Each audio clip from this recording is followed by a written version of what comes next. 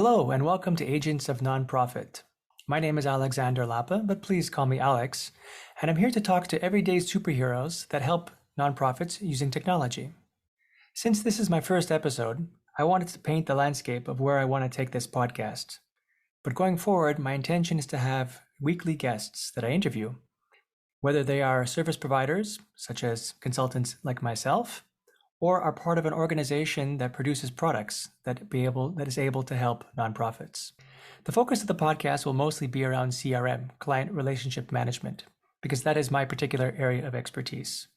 But I do want to investigate and explore other aspects of technology, such as human capital management, HCM.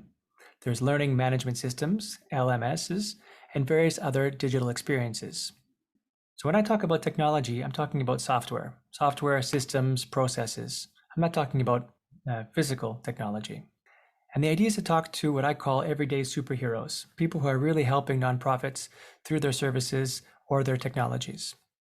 In terms of CRM, which I believe is the core of a nonprofit, I'll talk about topics such as stewardship, fundraising, donation management, volunteering, program management, and case management, among others. And the intended audience is nonprofit directors, people on the board of directors, or anyone who's interested in learning a bit more about technology and how it can help nonprofits. A bit about me. I was born in Montreal, Canada, to some European parents. My father was an electrical engineer, so I was lucky enough to be introduced to computers at a very young age. I actually had one of the first personal computers that you could buy. And ever since then, I was drawn into that space.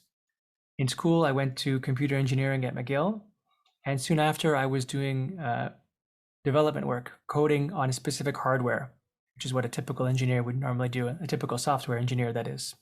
And I did that for many years, mostly in the for-profit space. And around 2003, I was introduced to CRM, client relationship management. And the big player at that time was Siebel CRM.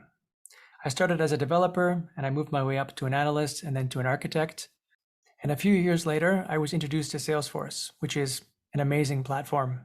Since then, I worked in both the for-profit and the non-for-profit space, but I found myself drawn more and more to the non-profit space. One of my first Salesforce clients actually was a nonprofit here in Montreal, a volunteer organization.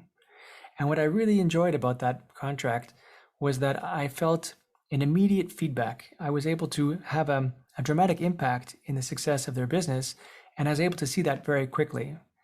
It was like I was part of their success, and I didn't always get that feeling when I was working for a larger enterprise company.